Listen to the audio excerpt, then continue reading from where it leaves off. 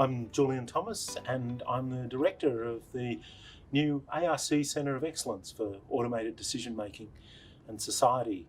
And we thought we might just talk a little bit about what automated decision making is and what the new centre's all about.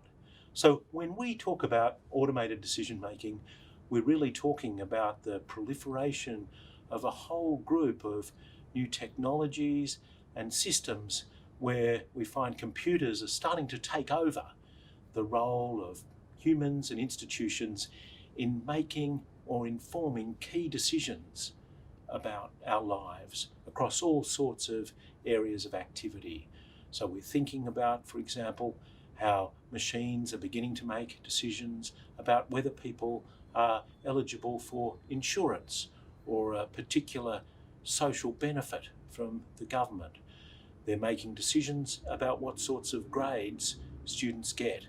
They're making decisions about what sorts of news items you see when you open up your favourite social media platform. So there's been a proliferation of these kinds of what we call socio-technical systems in the last few decades. They're having considerable impacts on how we work, on how we live, on the way we experience culture and everyday life. So automated decision making promises extraordinary benefits, but it also carries with it really considerable risks. And it's very important that we do what we can to mitigate those. We know what some of those risks are. There's the problem of data discrimination, where the data sets that our artificial intelligence systems are learning from turn out to be biased. There are systems which we find systematically discriminate against underprivileged or disadvantaged groups.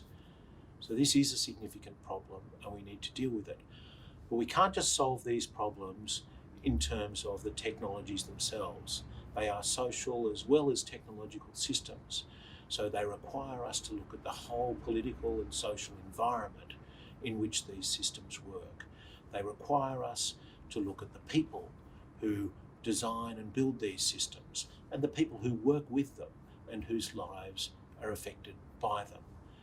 They're affected by the kind of data that these systems draw upon in order to make predictions and decisions.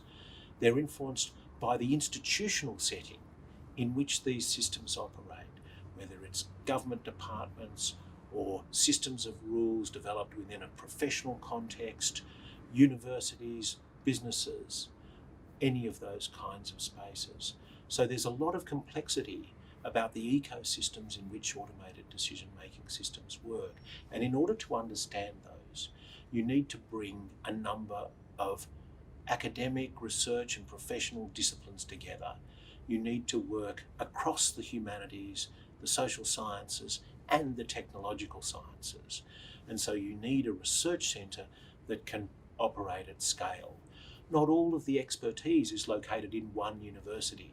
So we need a national centre which brings together capability from universities across the country and makes links with significant centres of expertise overseas. And that's what the ARC Centre of Excellence for Automated Decision Making in Society has been equipped to do. The Centre's trying to achieve a number of important things in order to address the risks of the proliferation of automated decision making. In the first place, we've developed a research program which will provide us with the first integrated understanding of how automated decision making works, its dynamics and distribution in Australia, in countries around us, and comparably across the world. So in the first place, the Centre's designed a research program which aims to produce the first integrated account of the distribution, dynamics and consequences of automated decision making in Australia and in our region.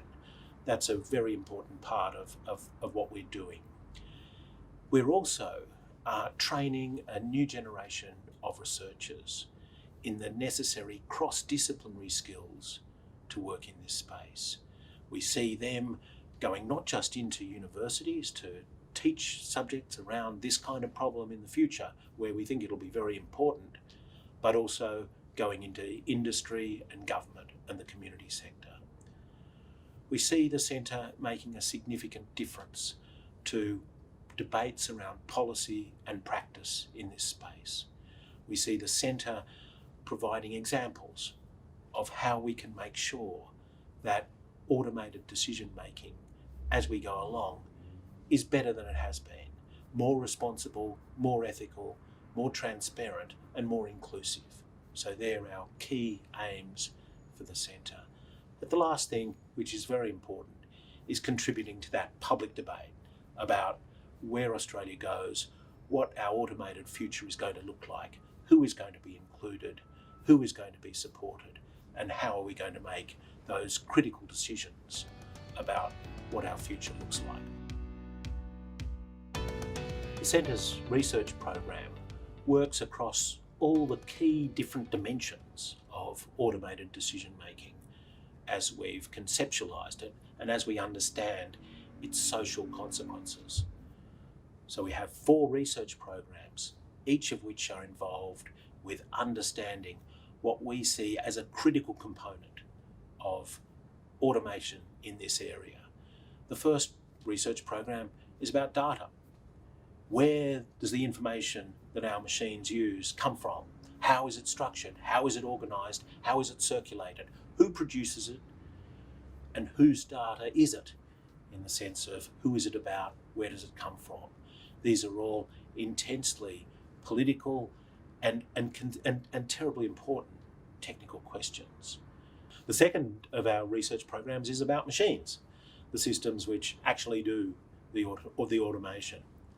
And these range from things like facial recognition systems, which we're starting to see in places like airports and elsewhere, to recommender systems of the kind that we encounter on the web all the time, or on TV when we watch platforms like Netflix. They're very diverse, they're ubiquitous, they really need to be understood. The third of our research programs is about the people who design and build automated systems, and the people whose lives are affected by them. We're interested in the social distribution of automated decision making. We're interested in how people imagine the future of these things and how that creativity feeds into the way these systems work. And the last of our key components of automated decision making, and the last of our research programs, is about institutions. The administrative, governmental, legal and business systems which influence how and where automated decision making happens. And we see in some cases that what is going on with automation is that some of those machines are starting to take over the role of institutions, just as in an earlier wave of automation, machines took over the role of human labour. So they're the 4 key constituent elements of automated decision-making systems. They're all at play as automation rolls on in countries like Australia. And as our work in the centre progresses, we're very interested to see how all of these different elements interact with each other. But it's very important with our work that we're not focused on purely academic debates about the dynamics and distribution of automation. We're interested also in where automation is playing out and how the debates we're interested in are affecting developments on the ground. So our research program also comprises what we call focus areas, specific domains where we see automation already being well advanced and a lot of the debates we're interested in already going on. So these include areas such as news and media, where we're familiar already with the effects of automated systems on shaping news feeds, for example, on social media. They include social services, where we've seen the consequences in Australia of poorly designed automated systems on ordinary people's lives already. and the reason why we have to work much harder on this than we have so far. We're interested in social services generally. We're also interested in health, where automation is also moving quickly. And our last focus area is about mobility and transport, which of course is also changing very quickly with the impending arrival and evolution of automated vehicles, autonomous systems, and all of the logistics that sit behind that. So they're the four domain areas, the four focus areas where we want to bring all of our researchers together to think about the on-the-ground problems, the real-world problems that we're encountering when we look at automated decision-making as it is playing out now in this country. The Centre is going to be working with a large number of partner organisations. They range from community organisations, non-profits, corporations, and international research partners around the world. And what we're doing when we're working with organisations like this is extending our expertise and developing strategies for the translation of our research into real-world impact. So how do I get to be thinking about automated decision making as a researcher who's really come out of the area of digital media studies and communications? My original training actually is in the area of history, and I've been interested for a long time in the history of new communication and information technologies. So what are their social impacts? How does the arrival of large-scale communication or information systems such as the postal system, the broadcasting system, or the internet change the way we live? That's been a question I've been interested in for a very long time. I've been interested in the social consequences of the uneven distribution of communications and information. I've been interested in how we govern these systems, whether through the law or through code or through other systems. I've been interested in the relationship between those unregulated parts of the media and communication economy and those bits that are more regulated. So I've been always interested in this problem of uneven social distribution and uneven regulation and governance when it comes to emerging technologies. And of course, in the area of automation, this is what we see. And what interests me, I think, most about it is that larger view of what sort of transformation our country is going through, and other countries as well, as we encounter these kinds of new automated systems.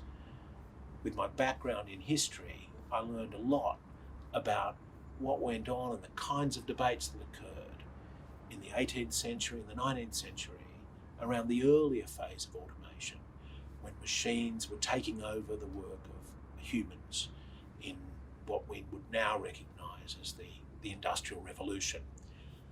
That transformation sparked a revolution in not just in industrial affairs and in economies and in societies, but also, of course, in how we understand and think about these things.